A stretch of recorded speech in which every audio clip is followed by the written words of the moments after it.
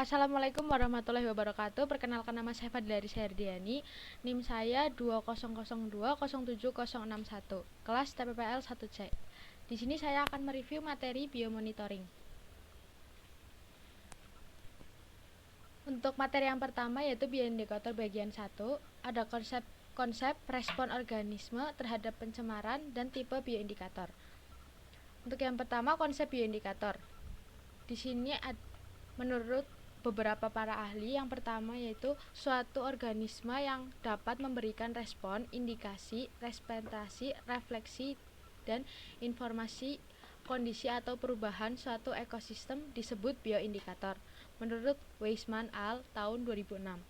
Lalu selanjutnya, bioindikator adalah kelompok atau komunitas organisme yang saling berhubungan, yang keberadaannya atau perilakunya sangat erat berhubungan dengan kondisi lingkungan tertentu, sehingga dapat digunakan sebagai petunjuk kualitas lingkungan atau uji kuantitatif, menurut Stiono dan Sutarto dan juga Triatmojo tahun 2008. Lalu yang ketiga, suatu indikator akan berkembang secara optimal pada kondisi lingkungan ideal. Komponen ekosistem yang tidak ideal berdampak pada perubahan mekanisme kehidupan organisme, menurut Pribadi tahun 2009. Lalu yang terakhir, bioindikator adalah makhluk yang diamati penampakannya untuk dipakai sebagai petunjuk tentang keadaan kondisi lingkungan dan sumber daya pada habitatnya. Selain itu, bioindikator mampu mencerminkan kualitas suatu lingkungan atau dapat memberikan gambaran situasi ekologi, menurut Juliantara tahun 2011. Lalu selanjutnya ada respon organisme terhadap pencemaran. Yang pertama, bentuk indikator meliputi 1. Reaksi biokimia dan fisiologis. Yang kedua, abnormalitas anatomi, morfologi, bioritme, dan tingkah laku. Yang ketiga, perubahan populasi hewan atau tumbuhan secara kronologis. Yang keempat, perubahan pada ekosistem maupun gabungan ekosistem. Dan yang kelima, perubahan pada struktur atau fungsi ekosistem dan perubahan bentuk lahan atau landscape. Selanjutnya, syarat untuk menetapkan atau memilih organisme sebagai bioindikator yaitu yang pertama, takson yang tinggi atau lebih, harus memilih takson dengan taksonomi yang jelas, diketahui secara terperinci dan mudah untuk diidentifikasi. Lalu, status biologi diketahui jelas, peka terhadap tekanan maupun perubahan lingkungan. Yang ketiga, organisme memiliki kelimpahan tinggi dan mudah disurvei atau diamati. Lalu yang terakhir, tersebar dalam ruang dan waktu dan memiliki hubungan yang kuat dengan komunitas luas atau tidak memiliki hubungan kuat dengan komponen tekanan. Selanjutnya ada tipe bioindikator. Berdasarkan status makhluk hidupnya, bioindikator dapat dibedakan menjadi dua, yaitu fitoindikator dan zooindikator. Berbagai jenis bioindikator dapat dijelaskan dari perspektif berbeda. Menurut tujuan bioindikasi, 3 jenis bioindikator dijelaskan perbedaannya, yaitu 1. Indikator kepatuhan. Misalnya, atribut populasi ikan diukur pada tingkat populasi, komunitas atau ekosistem dan difokuskan pada isu-isu seperti keberlanjutan populasi atau masyarakat secara keseluruhan. Yang kedua, indikator diagnostik. Indikator diagnostik dan peringatan ini diukur pada tingkat individu atau suborganisme biomarker. Lalu yang terakhir, indikator peringatan dini. Indikator peringatan dini ini berfokus pada tanggapan cepat dan sensitif terhadap perubahan lingkungan. Akumulasi bioindikator, misalnya kerang dan lumut, dibedakan dari efek toksik bioindikator dengan efek yang dipelajari pada tingkat organisme biologis yang berbeda.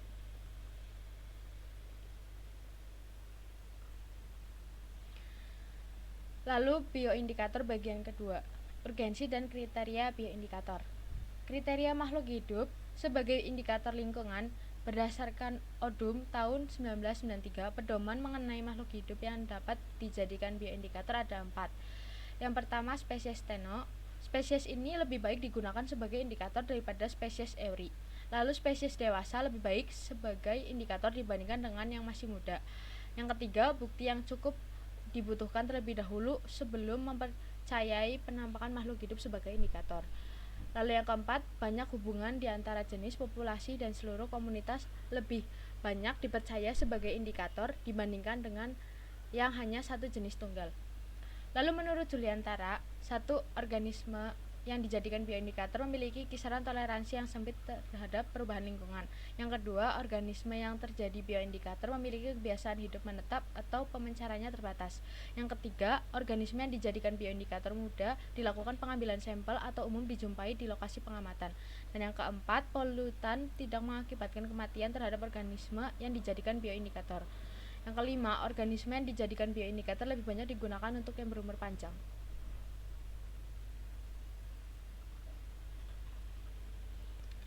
Selanjutnya, ciri-ciri bioindikator yang baik menurut Holt dan Miller tahun 2010. Yang pertama, kemampuan indikator yang baik memberikan respon yang baik, tanggap menyeluruh, tanggap secara proporsional. Yang kedua, berlimpah dan umum. Dan yang ketiga, dapat dipelajari dengan baik. Lalu yang keempat, secara ekonomi spesies sudah dipakai untuk kepentingan lainnya. Lalu ada kriteria yang digunakan untuk mengevaluasi bioindikator, yaitu sebagai berikut. Seperti yang pertama, respon gangguan pada skala yang ada, lalu mobilitas terbatas.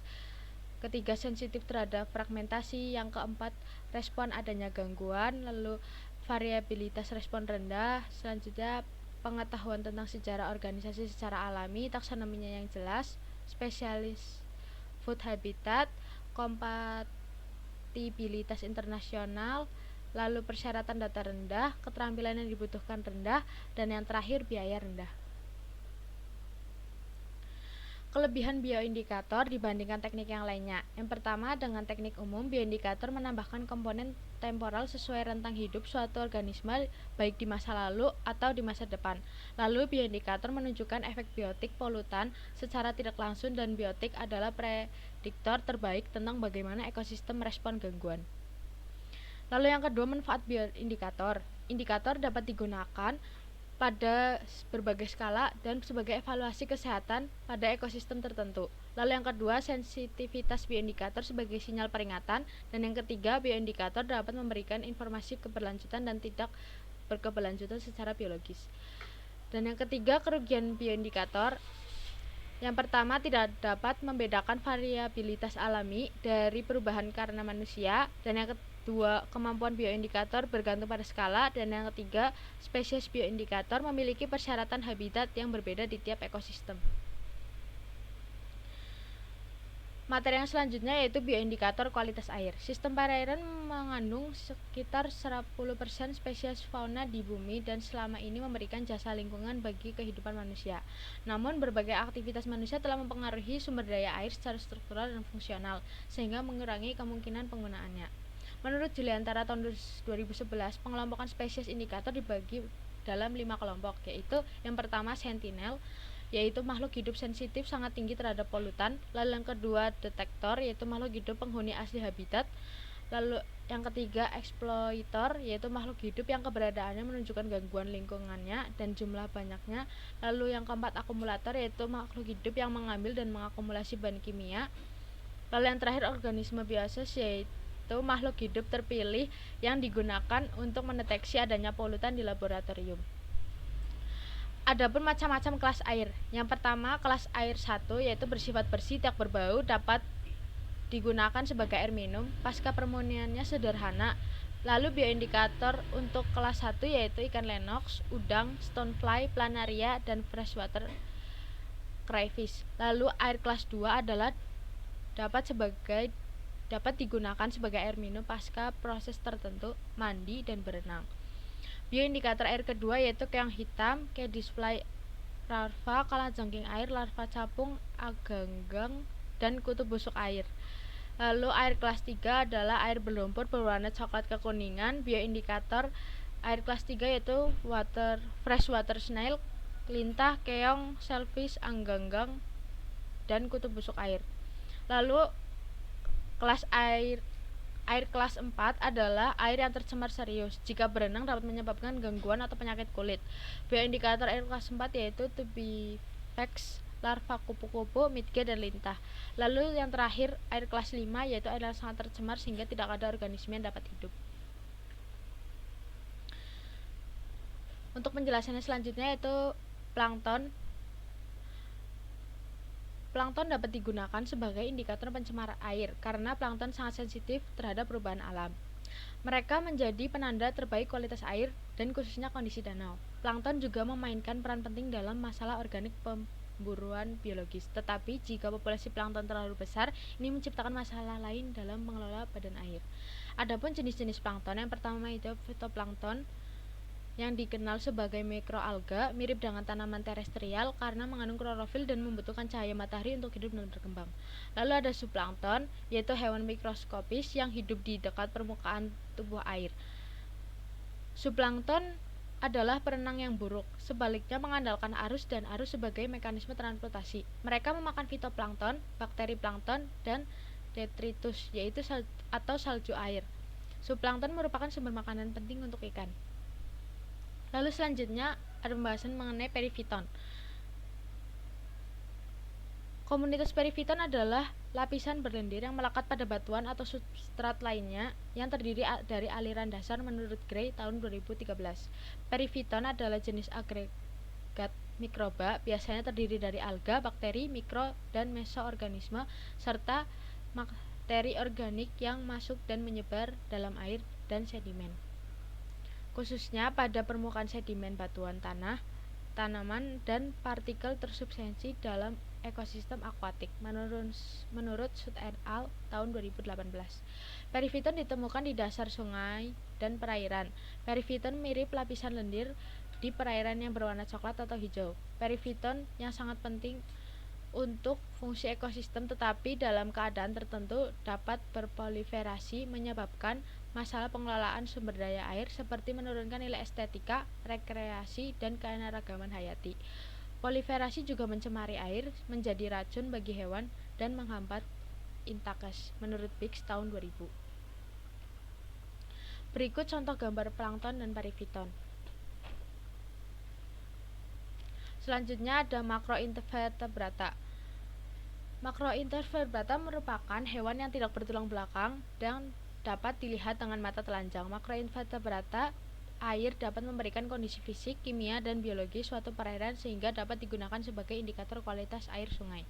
Sifat-sifat makroinvertebrata air yaitu yang pertama, sensitif terhadap perubahan kualitas air. Yang kedua, ditemukan hampir di semua perairan. Yang ketiga, terdiri dari banyak jenis. Lalu yang keempat, bergerak secara terbatas. Dan yang kelima, mengakumulasi racun pada tubuhnya. Dan yang terakhir, mudah dikumpulkan dan diidentifikasi hingga tingkat famili. Selanjutnya, hal-hal yang harus diperhatikan dalam penggunaan makroinvertebrata. Yang pertama, kehadirannya sangat dipengaruhi oleh musim, sehingga pengambilan sampel harus dilakukan setiap musim. Yang kedua, makroinvertebrata hanya merespon pengaruh perubahan kondisi lingkungan tertentu.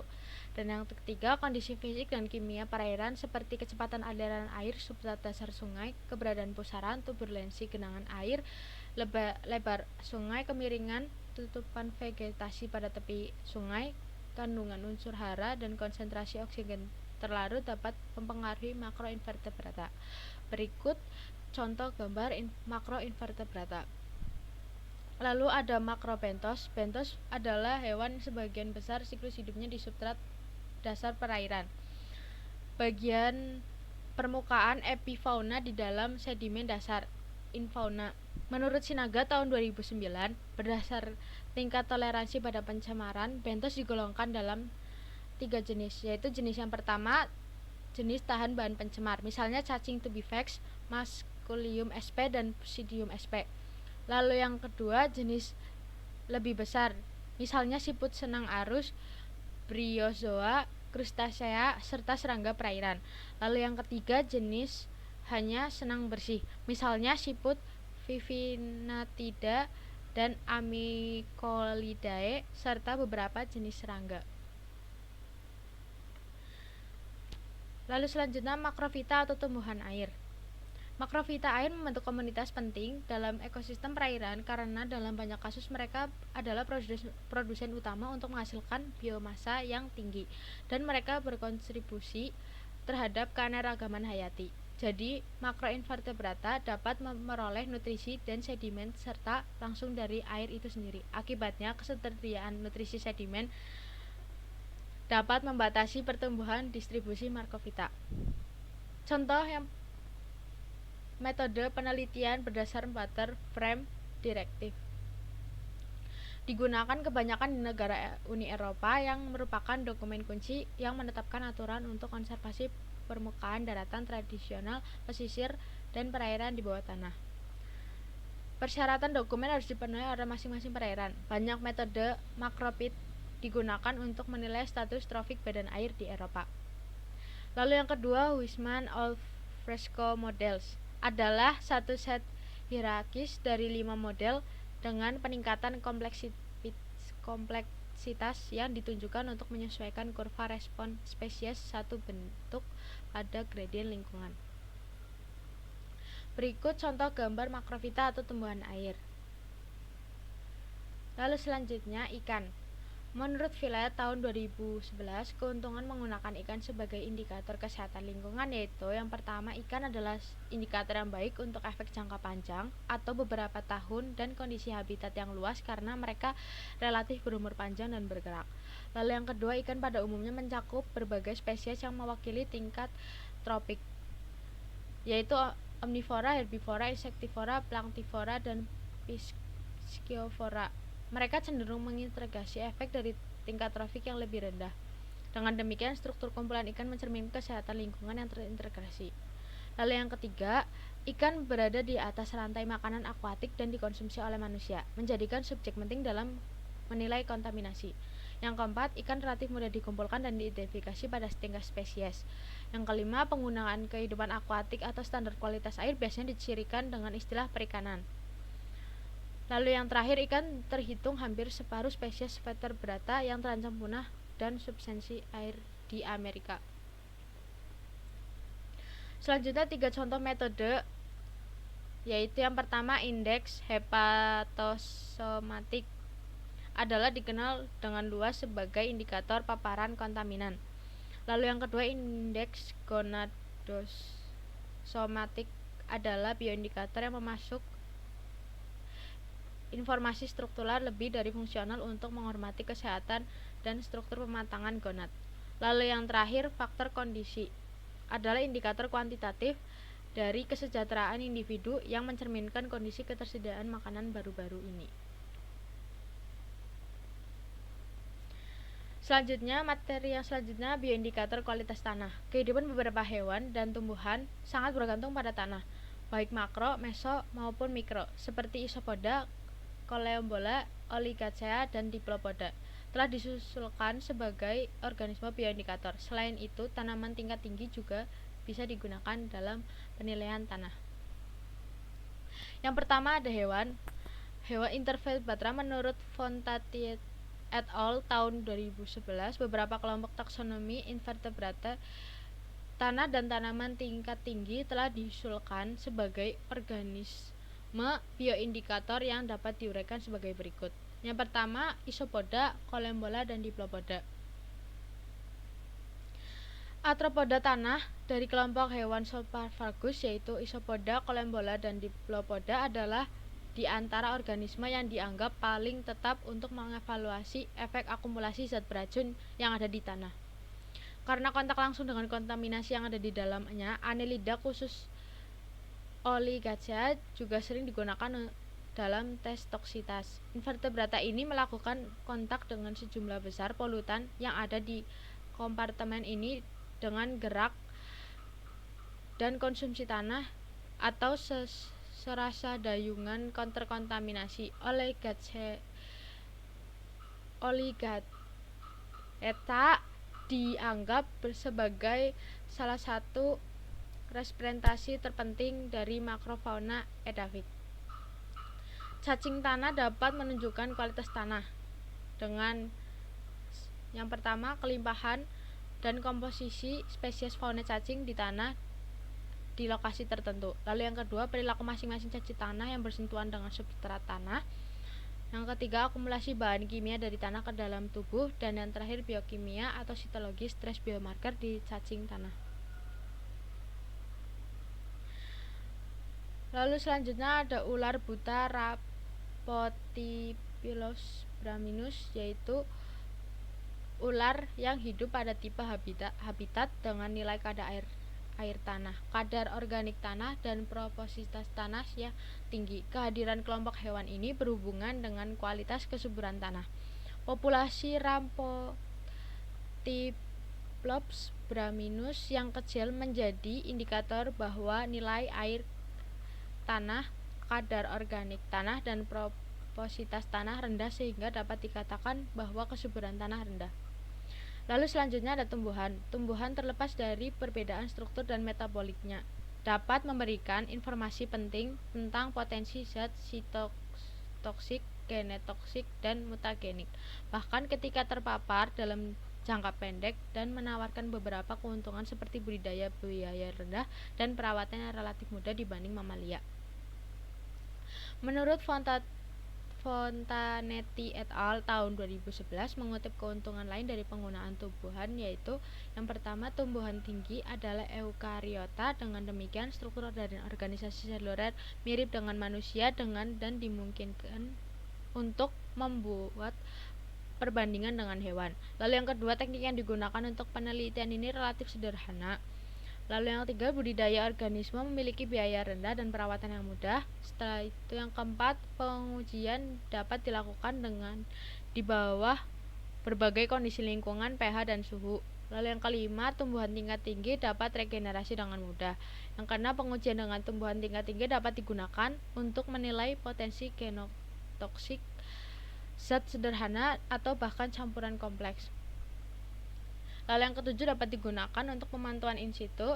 8, dapat digunakan pemantauan selama beberapa tahun dan sangat andal. Lalu yang ke-9, penelitian telah menunjukkan koleransi dengan uji sitogenik pada mamalia. Lalu yang ke-10, dapat digunakan bersama dengan uji mikroba dan mendeteksi metabolit mutagenik. Dan yang terakhir, studi genotoksikositas dengan tanaman menunjukkan sensitivitas tinggi dalam tes dengan agen karsinogenik.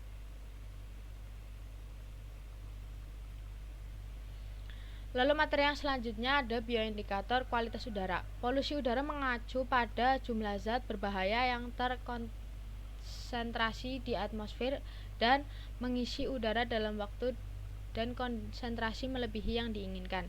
Penurunan kualitas udara membawa pengaruh buruk secara langsung dan tidak langsung terhadap kesehatan manusia dan lingkungan. Polutan di udara dihasilkan oleh aktivitas manusia dan proses alami. Namun, pencemaran terutama mengacu pada polutan yang dihasilkan oleh aktivitas manusia, termasuk proses produksi industri dan pertanian, kehidupan sehari-hari, dan sarana transportasi. Beberapa polutan udara yang umum yaitu SO2, partikel tersubstansi terutama NOx, CO, dan VOC, logam berat, zat radioaktif, oksida fotokimia, dan lain-lain. Untuk yang pertama ada lichen. Lichen adalah gabungan bakteri, Cyanobacterium, dan alga simbiotik. Sebagian besar dapat bertahan pada kondisi lingkungan yang keras. Bentuk lichen seperti kerak sehingga disebut lumut kerak. Tumbuh lebat pada pohon, batu, dan tanah kosong. Lichen yang sangat sensitif terhadap polusi H2S di udara karena lichen tidak memiliki akar. Mereka menyerap bahan mentahannya langsung dari udara dan uap air di sekitar mereka. Hal ini membuat mereka sangat sensitif terhadap polusi udara dan hujan asam karena lichen tidak memiliki cara untuk mengeluarkan polutan yang mereka serap. Lichen dapat digunakan untuk memantau akumulasi polutan dalam jangka panjang. Keuntungan penggunaan lichen sebagai bioindikator yaitu yang pertama, banyak spesies lichen memiliki rentang geografis yang luas. Lalu morfologi lichen tidak bervariasi dengan musim dan akumulasi polutan dapat terjadi sepanjang tahun.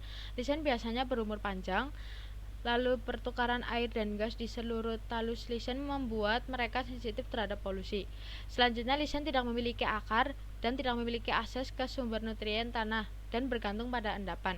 Dengan demikian, kandungan jaringan mereka sebagian besar mencerminkan sumber nutrisi di atmosfer dan kontaminan. Dan yang terakhir, lichen tidak memiliki jaringan pelindung atau jenis sel yang diperlukan untuk menjaga kadar air internal agar tetap konstan. Lalu yang kedua, metode pengukuran respon lichen terhadap polusi udara. Menurut Set dan Kudu tahun 2016, metode ini paling banyak digunakan untuk mengukur respon lichen terhadap polusi udara. Dasar pertimbangan melakukan metode analisis gradien terletak pada fakta karakteristik dari spesies yang berpengaruh bervariasi sesuai dengan gradien lingkungan. Studi semacam ini biasanya dilakukan sekitar sumber kontaminan yang ada diproyeksikan dengan beban polutan diharapkan bervariasi dengan jarak dari sumber. Studi gradien lebih jauh dapat diklasifikasikan menjadi beberapa tahap, yaitu yang pertama dengan memetakan semua spesies yang ada di suatu area. Lalu penggunaan metode transplantasi, lalu ada studi fumigasi dan juga mengukur sizing up lisen. Lalu yang ketiga, lisen sebagai indikator pencemaran logam. Lisen dianggap sebagai biomonitor yang paling andal menurut karakteristik fisiologis, morfologi, dan anatomi spesies spesifik mereka. Perubahan kualitas udara dapat dideteksi oleh spesies lisen epiptik yang sensitif terhadap pencemaran udara. Sangat penting untuk melakukan penilaian suatu daerah yang seharusnya memiliki cukup spesies lisen untuk memantau polusi udara. Berikut tabel ukuran lisen dan kualitas udara.